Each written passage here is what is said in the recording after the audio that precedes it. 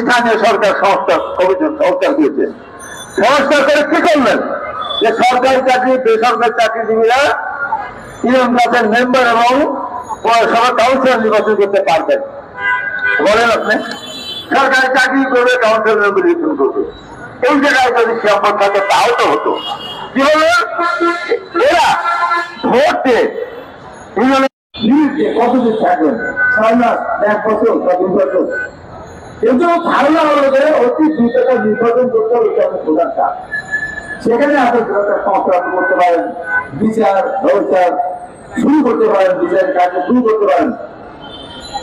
পার্থক্য অন্তর্ভুক্ত সরকার তত্ত্বাবধায়ক সরকারের ভিতরে মূল পার্থক্য যেটি যে তত্ত্বাবধায়ক সরকার আইন দ্বারা সংসদে পাস করে ওইটা একটা বিধান, যে বিধানের পরিষ্কার লেখা আছে অন্তর্ভুক্ত তত্ত্বাবধায়ক সরকার মেয়াদ 4 মাস, ওনারা একটা নির্বাচন অনুষ্ঠিত করবেন, রুটিন ওয়ার্ক করবেন, 2-1টা ছোটখাটো কাজ করবেন, এর বাইরে কোনো কাজ করার ইচ্ছে তাদের নেই।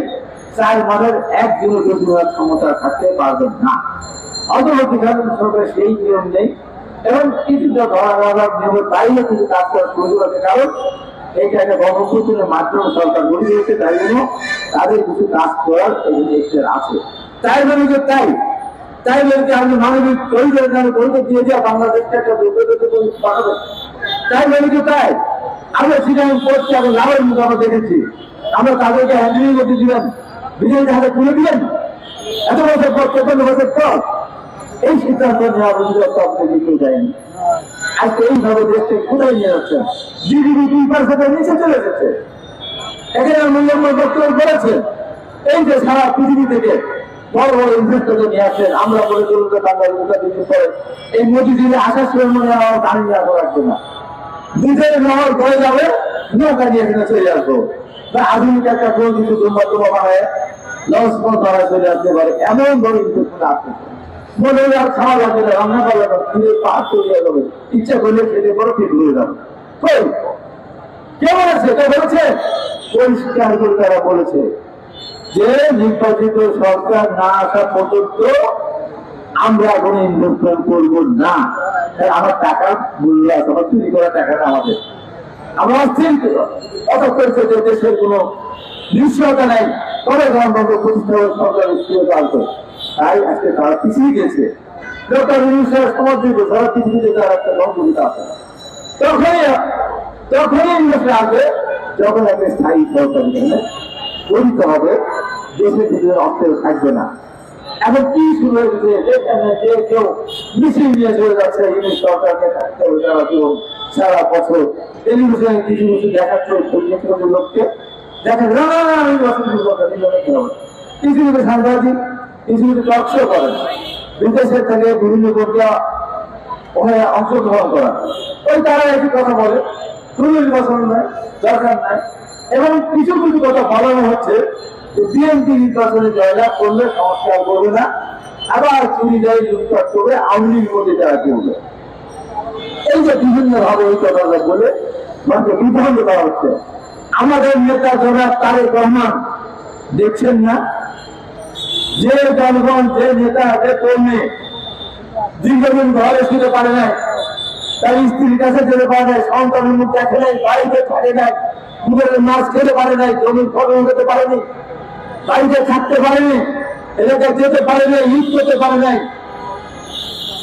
সেই কর্মীদের মধ্যে একদিন যখন তার নিজে অমান্য করেছে, তারেক রহমান তাদের দল থেকে বহিষ্কার করছে। অতএব বিএনপি আসতে ক্ষমতা আসলে আমাদের নেতা তারেক রহমান কাউকে ক্ষমা করবেন না। যারাই করেন দেশের মানুষের বিরুদ্ধে তিনি স্বার্থমূলক করা হতো, এখন কোথায় গিয়েছে। তাই বলবো আগামী দিনে এই বাংলাদেশকে সারা বিশ্বের কাছে মাথা উঁচু করে তার কোনো একমাত্র দল বাংলাদেশ জাতীয় দল এবং তার নেতা দেশীয় এবং খালেদা জিয়া এবং দলের ভারপ্রাপ্ত চেয়ারম্যান তারেক রহমানের পক্ষে সম্ভব একটা আধুনিক কৃষি শিল্পকে, আধুনিক শিল্প নির্ভরশীল বাংলাদেশ গড়ে তোলা। ব্যক্তিগত তালিকা করতে পারেন না, তাদেরকে আর্থিক সহায়তা দিতে পারেন না, তাদের পরিবারকে পুনর্বাসন করতে পারেন না, আহত কিছু তালিকা করতে পারেন না, আহত কিছু চিকিৎসা করতে পারেন না, আমাদেরকে বিজেপি বানাতে পারেন না। আওয়ামী লীগ গুলি করেছিল, শহীদ হয়েছে, আহত হয়েছে। এখন 10 মাস পর কেউ যদি শহীদের তালিকা বৃদ্ধি করে, অর্থাৎ যদি শহীদ মারা যান, আমি মনে করব এই হত্যা, এই মৃত্যু দণ্ডাই বর্তমান সরকার। আওয়ামী লীগের যেমন বিচার হবে, হতেই হবে, সেটা যারা গুলিকে হত্যা করেছিল 10 মাস পরে যারা শহীদের যারা নাম দেখাবে, এই সংখ্যা যদি বাড়তেই থাকে, আমি মনে করে এই সরকারে যারা আছেন তাদেরও বিচারে আনতে হবে। কেন একটা আইনের জন্য দেখতে চায় না। কত টাকা কি যে ধ্বংস হয়ে গেছে আমার শহীদদের পরিবার এবং আমাদের চিকিৎসা করার জন্য আমি জোর দাবি জানাচ্ছি, এত মতন দিতে কোনো প্রয়োজন নেই। এই কথা বলে সামনে একটা সুস্থ নির্বাচন হতে হবে। আন্দোলনের শক্তির মধ্যে ভাই যতই বলেন না কেন, আমাদের কিচ্ছু হবে না। আমরা চলতে চলতে আমাদের প্রত্যেকটা ভিত্তিতে আমাদের সহ্য হয়ে গেছে। এই যখন আমাদের মধ্যে অন্যদের যদি কিছু হয়, তাহলে কেউ কিন্তু আমরা রক্ষা পাবো না।